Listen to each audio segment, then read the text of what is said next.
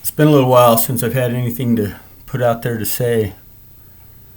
I wanted to take some time and make sure that everything that I was gathering and that I was going to share with people was accurate. So there's one thing that I want to focus on in my little presentation to you today, and that is the truth. It's very difficult sometimes to figure out what is actually true. I hear people say oftentimes that there's personal truths, or that there can be more than one truth if things differ in nature from perspective to perspective, or from one person's account to another. And I don't believe that to be true, or else there would not be something that we would call or explain or define as the truth. Because there can only be one truth. Anything other than that is not true. That's why it's the truth. So how do you figure that out? How do you go about figuring out what is true and what isn't? How do you sort through all of the information and all the people trying to sell you on an idea or pitch something to you to get you to see things their way? That's kind of the subject of humanity, right? I mean, one of the prime drivers of people is that we're all just trying to convince each other to see things our way. And that's very true. It's very true. You know, there wouldn't be any television. There would be no television out there. There would be no television channels. There would be no movies. There would be nothing to entertain us if there wasn't something to sell you. You know, that's why, I don't know, half, maybe a little less than half of that hour programming is comprised of commercials. Commercials that are trying to convince you to see things their way, that their brand or their product is by far the best. And that when you need that thing or that, you know, that product, that you're going to go looking for theirs because theirs meets your needs and is the best. So it's a matter of convincing you of that very thing. And that's what we all try to do with each other. We're all trying to share information so that you will see things from my perspective, and hopefully you'll agree with me that my opinion as to whatever it is that we're discussing or that I'm trying to offer up to you for you to consider is true. You see things my way? Yes, I agree with that. Yes, I think that's valid. Yes, I think that's true. There's a lot of things that compete for that, you know, in all aspects of life. But especially, and most importantly, in our belief system. You know, every one of us has a set of core beliefs, foundational principles, right? That we apply in every decision and every action that we make every minute of the day. You know, those are the things that we live by. Those are the things that guide our behaviors. Those are the things that shape us through our decision making and the outcome of all those experiences into who we are right here and now. But there are a lot of things out there that are put out there just to stray you away, to lead you away, to confuse you, to dissuade you from what is actually true. And there's various motivations for that. But the one that I see most often now and that I see growing incredibly is that of forces of darkness. I don't know if any of you happened to see the Super Bowl this last year. I mean, I'm a huge football fan. In fact, you know, for a portion of my life, that's what I lived for. I loved playing football in high school. I would have loved to have gone on and played college football, but I realized I would have gotten my butt kicked. But I love football. I love the team aspect of that. I love the camaraderie. I love the physical nature of it. I just adore football, right? It's just, ooh, yeah, give me some football. But if you watched the Super Bowl last year, it had a different feel to it. And that different feel wasn't unique to last year, but it's been growing. It's getting more brazen. It's getting more bold, and it's getting more in your face. Maybe to shock you, maybe to just see if you notice, but they're selling something there. Not just football, not just products. They're trying to condition you to just, okay, I saw that last year. It was a little disturbing. I saw it this year. And, it's just more of the same. It's no big deal. It is a big deal. It is a big deal. And it's taking over. It's shaping every aspect of our lives through commercial products, through electronics, through... It just permeates every bit of our being. It's on billboards. It's on TV. It's in the grocery store. It's on the tips of people's tongues. We talk. We all share information with each other through our communication. We have telephone, we have internet, we have social media, we have all these elements that we can apply and use to be able to share information, to disseminate information, to get people in the know. The problem is a lot of that information is bogus. And it's not just bogus, because somebody got it wrong. It's bogus because somebody intends on, basically pulling the wool over your eyes or trying to steer you away from the truth, because they know that knowing the truth is a dangerous thing, especially to things that operate under that, that premise that, mistruth or misleading people is the way that we do business. And I don't care for that. I don't care for that in the least, because that's not of the nature that I want to be like, and it's definitely not of God. That's one thing that's one term that you can apply to God that applies 100% and is complete in describing one of the elements of his nature, and that is he is trustworthy and true. You are the way, the truth, and the life. Right? And I have always sought out the truth, sometimes much to my detriment, because it gets you in a little bit of trouble, especially if you apply skills that might be not necessarily approved of. But it seems like sometimes that's the only way that you can sort down through the layers and find what you're looking for at the bottom of the barrel. At least I used to think that. I used to think that it was almost impossible. How can somebody like me, who just, I don't have any, super tools or any sort of credentials, like I go work for the CIA or the FBI or, do something like that where I could have access to those secrets. I hate secrets. I want everybody to be upfront and honest. I want things to be out there so I can assess them and judge them and make a decision about them. And I can interact with them. If I don't like it, then I have every ability to go out and do something about it and change it.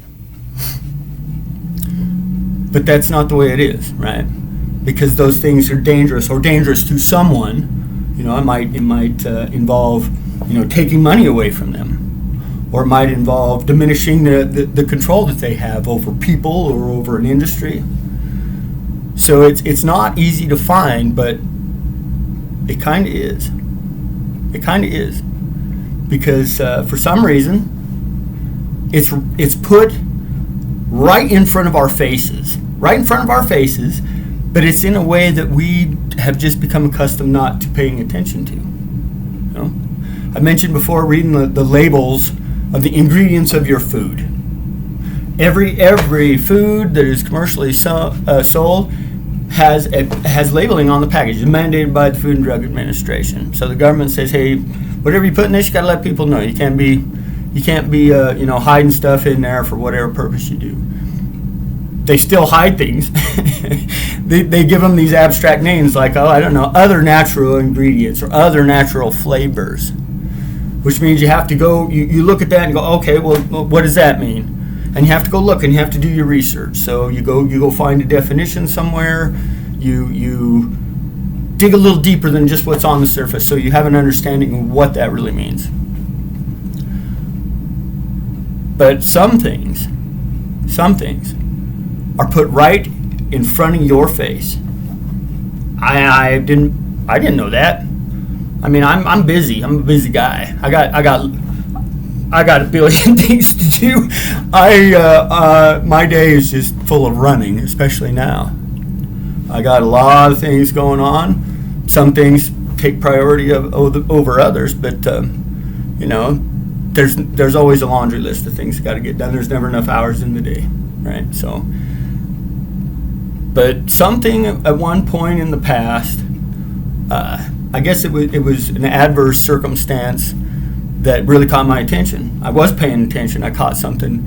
And after that, it prompted me to do that more often, to take the time, maybe get a couple of tools to be able to do that.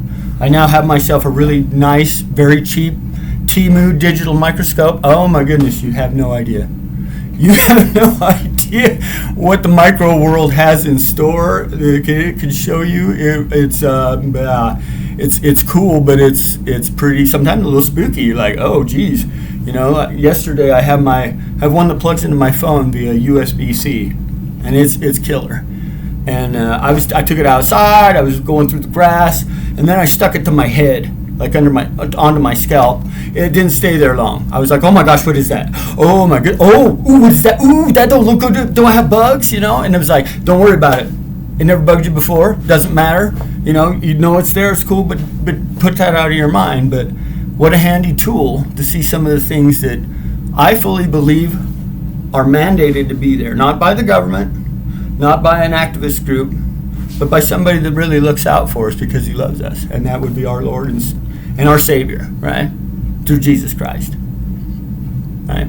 God Himself puts a mandate on the darkness and says, you know what? I know you've got everybody distracted. You got everybody kind of wrapped around your finger, vast majority of them, because you've developed all these things over time through history, and there really is all this evidence out there that suggests that the darkness, the devil, Satan, has had a huge influence over humanity at just the right precision moments to get maximum, bang for his buck. His investment of time has paid huge dividends in how he has shaped our world just to be able to interact with us so that he can take our focus and our care and our concern off of what's really important, which is ourselves, each other, and our relationship with God. And he substitutes those things with other things, that basically what it boils down to is it entertains us. We love to be entertained. We do. I mean, you want to talk about want to be entertained? Mine's just a little different flavor, right? You come here, you look at this, you be like, oh, geez, what are you doing? Does it bear fruit? Sure. Does it make some money? Sometimes. Does it sustain me? Yeah, I could do other things that would be much better. But more than anything, it's just entertaining. It's entertaining to me. I love figuring things out. I like making things. I love inventing things. I like making things that are useful, things that help people, and kind of things that kind of, stick it to the man. Hey, man, hey, you're not going to let me you don't want me doing that? You're going to make me pay for that over and over again? Well, guess what? No more. No more. I'm going to work at this. I'm going to tinker with it. I'm going to figure something out, and I'm going to make that obsolete. I'm going to come up with something better that helps people out, and that's what I do. But what it boils down to is I could spend all those hours with my family. And I've missed out on a lot of things because I've been so hyper-focused on just these things, which in the course of dealing with these things has illuminated some other things, and kind of brought me into this focus that I have on it, and this understanding and this revelation, bit by bit, that is a story. It's a story. It's not a fictional story. It's the story of us. It's the story of history. It's the story of the shaping of our world and its intent and what it's intended to do to us. And some of us, not even necessarily me, but some human beings are able to set that aside and see through the haze and be able to see the clear vision of the scene on the other side. I wouldn't even say that's me. I got cloudy vision, again, just a different set of clouds.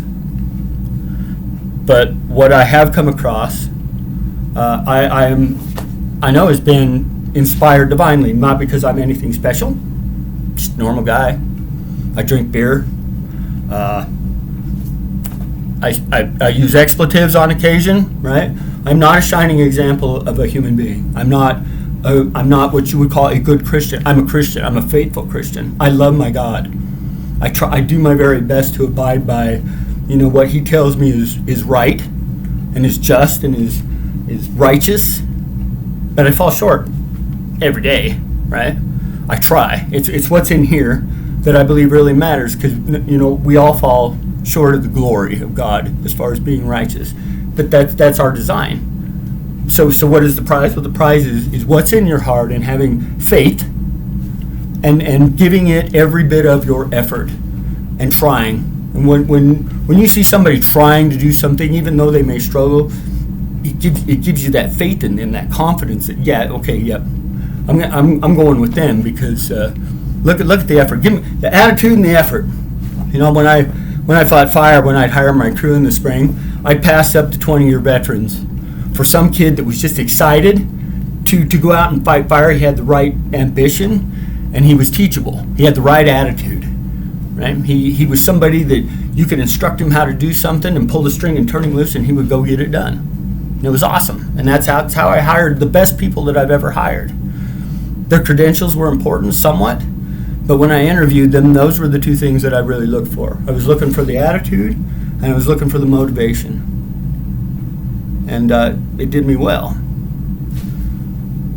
But we need to get in the know, because what is about to happen is coming very soon. Like I said that a year ago, maybe a little preemptive, but I wasn't talking like tomorrow, but now I am.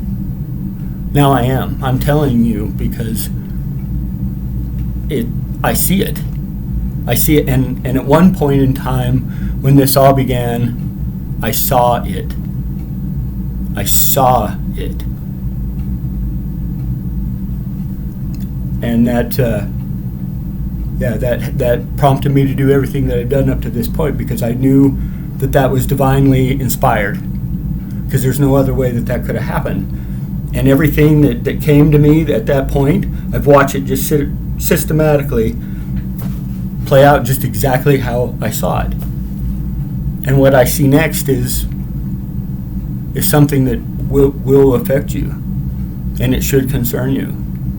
And even if your heart's in the right place and you're good with our Maker, right, and your relationship with Him is solid, but there are still things that we will have to endure, and we will have to bear, and we'll have to persist through, and we're going to have to maintain our diligence and our faithfulness in the face of intense pressures of all sorts, right? Maybe even threats to our lives, the well-beings of our family, definitely our ability to thrive, and I can tell you, I have a lot of conversations with people, not just coming out and being like, hey, guess what? It's more just, I ask them questions because I want to gauge how they feel about things without like trying to lead them to some point, per my take on things. Now, I'm not trying to convince them of something or trying to share information and be like, guess what?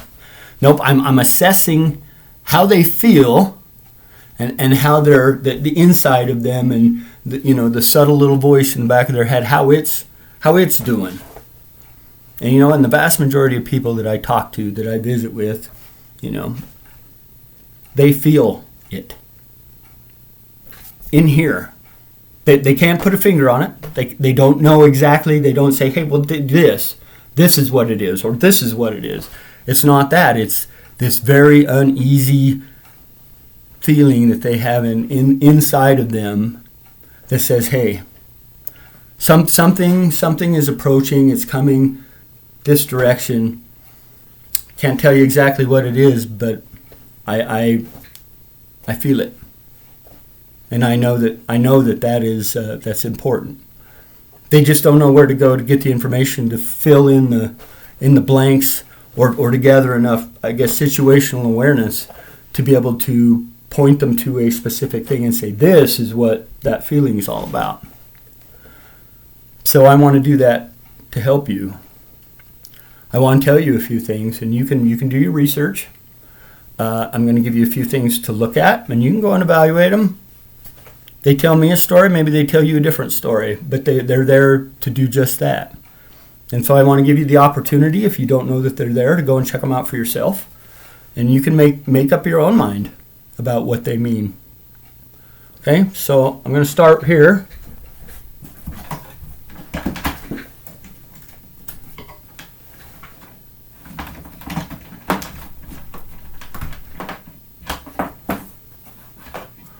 The vast majority of these things that I want to share with you have something to do with my favorite subject area, the thing that I invest most of my time in, the thing I went to school for, the thing that I spend a ton of money, invest a ton of money into investigating, because that's what I do for my everyday job, and I love it. And that is electricity, electronics, and the physics behind it. I'm just looking for, things that might have been missed, things that I can understand and that I can apply in a different way that might make the world a little bit better. But the first thing I want to show you, it's very subtle, but it's something that and there's huge variation across all of them. There's different things, but there's some core elements to that are consistent across there. And that is, have you ever looked at the labels? I don't think you're going to be able to see that, but you can see there's something there. Maybe I'll get some better photos with my digital microscope put on there. But on the insides, on the outward facing surfaces of your power cords, if they're detachable from whatever they plug into, then yeah, they have symbols, a variety of symbols on them. I have a ton of cords here, and I've gone through most of them, and I've looked at all the symbols, and it's pretty stunning. I didn't know there were symbols there. Oh my goodness.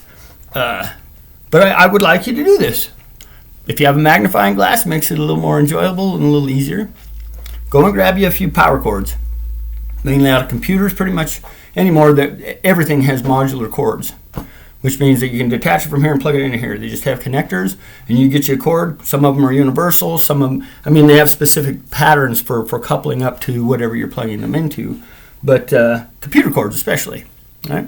There's a couple different kinds that kind of differ in scope a little bit, but you have ones like this that have the tri-tips, right? The three, hot, neutral, and ground, right? And they're shaped in that way. That's what you'll find going into most of your switching power supplies, right? Which is another subject. What is a switching power supply? What does it actually do? Why did it used to be a transformer that plugged into the wall with the wires coming out? Now it's this massive box, and I mean massive. Check that out, and look at all the symbols on that turkey. You see, there's a lot of triangles on there, a lot of what's called the delta, or the dalet from the Hebrew. Right? And you see, man, there are a lot of drawing triangles and triangles. You start looking through electronic components going all the way back to the 50s. It tells a story. I have some. If anybody wants to come and pay me a visit in my new space here, I'm all set up at my new location, and things are good. We're continuing this research that I'm doing, but there's symbols. We talk about symbols all the time. Every business logo, every organizational emblem or logo, that's a form of symbolism. It represents something, whether it's a person or a thing or a company or a product. Symbols are important. Symbols are unique in that sometimes they aren't obvious what they represent. They can hide things. They can mean certain things to some people that are in the know and be non-meaningful to other people that don't know. So it can be inclusive to a certain group, but not to others, right? And that's kind of the idea. But triangles, or equilateral triangles to be specific, you see them everywhere. You probably don't pay them a whole lot of mind. You see them on everything from road signs to product logos or emblems. But there is a consistent nature to them in a certain aspect, at least a certain type of them. You'll notice, if you spend some time looking, that electronics have that symbol on everything, like to the 10th degree. There are, on the old components, resistors, capacitors, a lot of the semiconductors, the transistors, they have logos on there that have triangles with a triangle on every triangle, all equilateral, right? You go through some of the products like your routers, and you'll notice that the casings, have the perforations in them. They're all equilateral triangles. And that's cool. I mean, yeah, triangles everywhere, so what's the big deal? Where it starts kind of linking up with things that kind of give it a little bit more perspective is when you start looking at things like logos for pornographic channels, right? It's not something I condone or something that I'm into, never have, and don't. I think it's disgraceful, and I think it's detrimental to people, very much so. And I think it ruins a lot of marriages and a lot of lives. I mean, if you're thinking it or you're taking it in, it's the same as doing it, at least in God's eyes. So it's nothing that I ascribe to. It's nothing I care for. But it's something that I've researched. Yeah, it's something I've researched just to see if there's any relevance, and there is. You look at pretty much any popular adult video channel. They're out there, right? Let's say, for instance, there's one called Adult Time. Okay, you look at their logo. You can just Google it. You don't have to go to their site. You can just look it up, and Google will bring up an emblem or a logo from their channel that represents their company, and look at it. And then maybe grab a couple others, without having to go on one of their sites or look at any of their material. You can do a little research into that. Go and see what they look like. Go and see what they're comprised of. Right? How about something like Mike's Hard Lemonade? Right? You ever notice the logo? You ever seen what that includes? How about Marlboro cigarettes? A lot of the most of the tobacco companies may not be in the logo, but look at the packaging. Oftentimes, you'll miss it every time unless you're specifically looking for it. Yeah, and you'll say, well, there's all kinds of good companies out there that might have that. And yep, that's true. That's true. It's just the shape, right? It's a popular shape at that. It's kind of attractive looking. It's a mathematical symbol. It represents a lot of different things. But let your heart speak to you. Let the spirit within you kind of reveal to you exactly what this means. And it's nothing. It's not something new. It's not a recent development. It's not something that in the last 10 years there's just been this huge explosion of and popularity for using equilateral triangles in emblems, logos, in their different symbology. No, I have things that go way back. I mean, at least relative to me. I'm damn near 50 years old, and I have things going back to the decade that I was born and before. And yes, yeah, there are coincidences in this world, but there are some things that are consistent enough, and when you see them and you let the Spirit speak to you, it'll tell you the story too. It will. You just got to let it do it. You got to observe it. You got to take it in, and you got to let it speak to you. And what that is the part of you that is made up of God's energy. And you go, well, how does that work? Well, if you read the book of Genesis, it says, in the beginning, God created the heavens and the earth, right? Okay, so two things that he creates. It doesn't say he created the universe. It didn't say he created the sun. It didn't say that he created, aliens from outer space, although there are some things that allude to that in there as well, and we could discuss that some other time. But he said he created the heavens and the earth. Okay, so heavens and earth. So where did that come from? Well, the very first thing that it says specifically that he spoke into existence was light. Yeah? God said, let there be light, and there was light. And God saw that the light was good. And God separated the light from the darkness. And God called the light day, and the darkness he called night.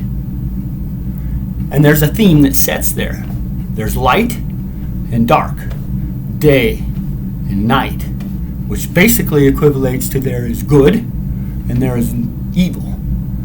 There is light and darkness, right? And you'll see that the whole book of Genesis is just this continuous list of what's called dichotomies, or basically mirror opposites, right? And that's what our world is divided into. There's this, and then there's this. Right? There's this that is one thing, and there is this that it's reciprocal or it's opposite. And you say, well, why is that? Why if there was light and God, it was a good thing, why is there darkness? Why does there have to be darkness? And I pondered that forever. I pondered that. Why is God is righteous, right? Why is there any such thing as unrighteousness? Why is that even allowed to exist? I pondered that, and yes, I have my little human brain, and I try so hard to just understand the mind of God, and the best I can come up with is that in order for there to be righteousness, there has to be something other than that, or else righteousness would not be a thing. It would not be definable. It would not be allowed to exist and be defined or quantified or explained or to be real. If that's the only thing that exists, we wouldn't be here.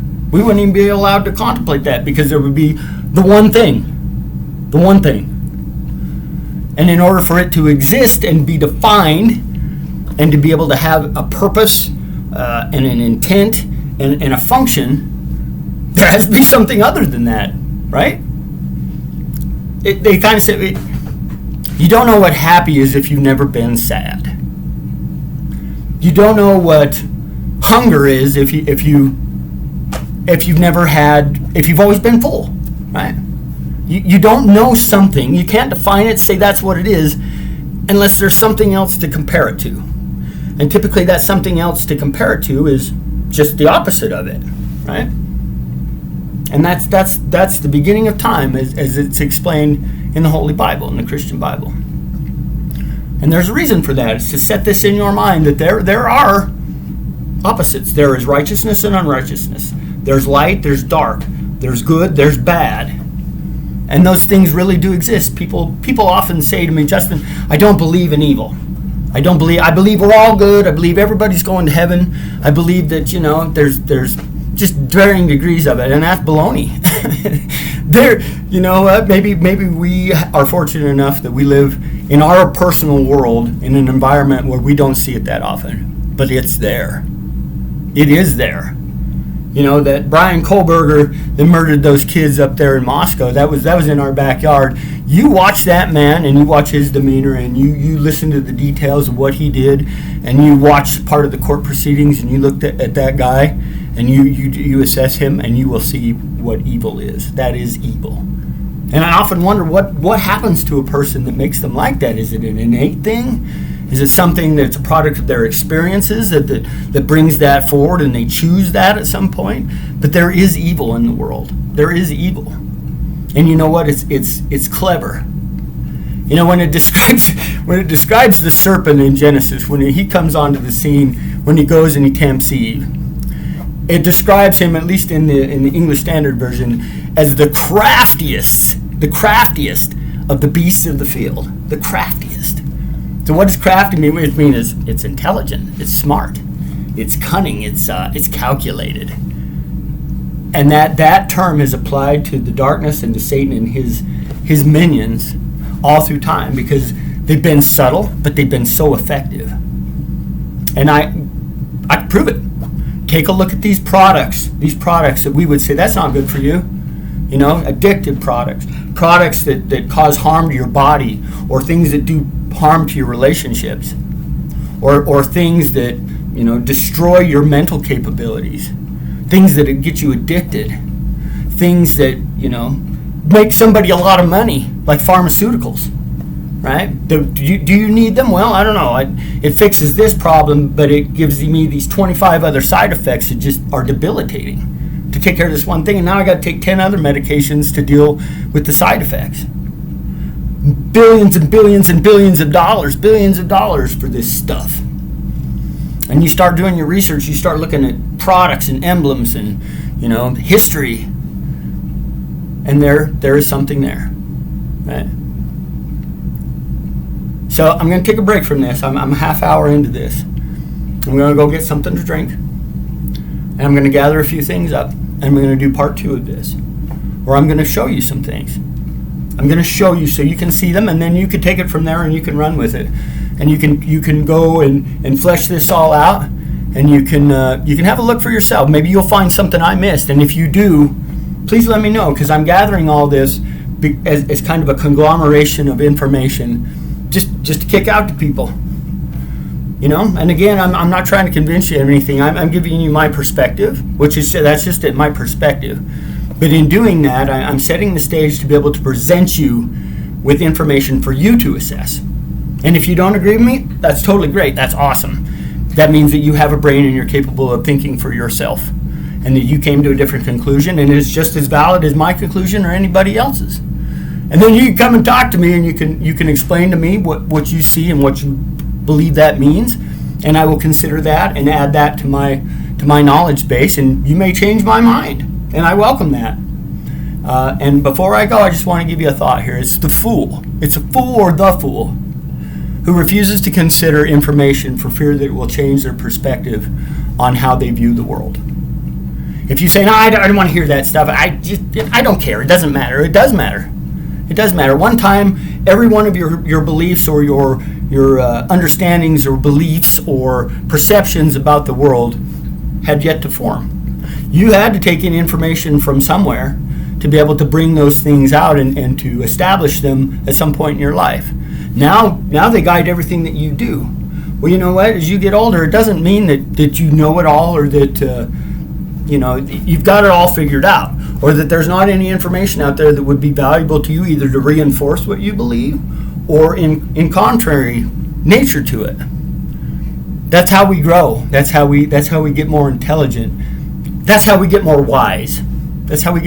We gain in wisdom by applying those things and taking that in and assessing it. And if it applies to us and what we believe and understand, then we'll use that. And if it changes how we view the world, so be it. That's how it's supposed to work. Okay? So think about that for a minute. And I'll be back here shortly after I get some refreshment and gather up some things.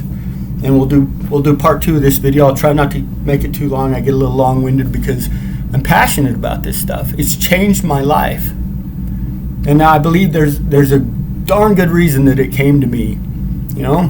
There's lots of people out there that are into the same thing I'm into, but I have a unique thing that God comes first. He comes first. And I understand everything relative to him. Hey, you want to come here? And this is the angel he gave me. They had to help me through this. His name is Nupa, which is Aboriginal for to try or to measure, which he's really good at doing that, but he's my boy. I'm not sure where the spirits of animals come from. They come from the same pool as we do. But something in me tells me that for all the things that they endure at the hands of human beings, and that they love us through it all, people beat their animals, they put them in cages and make them stay in there and never come out, or just live in their own excrements, Oh, so awful. And you know what? When they see us, they still love us, all of us. They don't need to be taught how to love, which tells me that they're here on a mission. Maybe some point in the past they got crossways with the Maker, and the ones that had some regret or were sorrowful about it, he gave them another chance by saying, hey, I'm going to make you subservient to these beings because I have some feeling that that's what this is all about. And that's what happened. They weren't real happy with how God, cherished us. He loves us very, very much, enough that he came here in the form of a human being as Jesus Christ to set the example and redeem us to him. Right? And that's powerful. It's powerful. The God of the universe loves us enough that he would do that and understand the pain and the sacrifice and the embarrassment and all the things that Christ went through, and died on the cross as the most innocent man of all times, crucified and just tortured by the very beings that he came here to save. Amazing. So, and he still pursues us. He wants to bring us all into the fold. And I oftentimes think that the only difference between somebody that believes and understands that and somebody that doesn't is someone taking the time and being able to put the story in perspective in a way that is relevant and that they can understand. And then they'll see it, and it'll change their lives.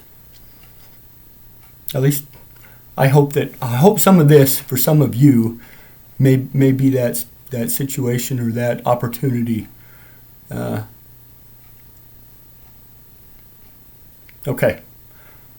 I love y'all. I'll be back in just a minute. Okay? Okay, stand by one.